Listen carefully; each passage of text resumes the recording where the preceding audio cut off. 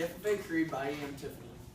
I believe in the future of agriculture with a faith born not of words but of deeds. Achievements won by the present and past generations of agriculturists and the promise of better days through better ways, even as the better things we now enjoy have come to us from the struggles of former years.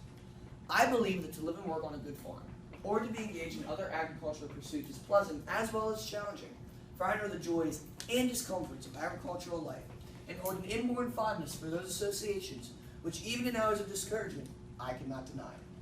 I believe in leadership from ourselves and respect from others.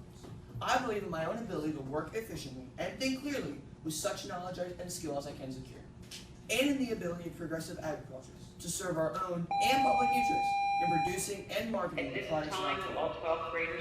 I believe in less need for charity and more of it when needed, in the life abundant with enough honest wealth to make it so for others as well as myself, in less need for charity and more of it when needed, in being happy myself and playing square with those whose happiness depends upon me.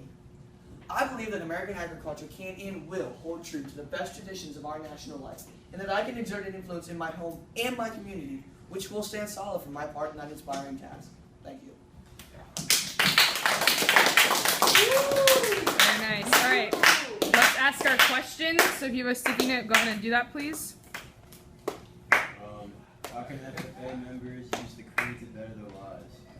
Members can use the Creed to better their lives because the Creed it talks about what we should be doing as FFA members. It sets the standards of what an FFA member should be doing and how an FFA member should act and what the life of an FFA member is like to a certain degree.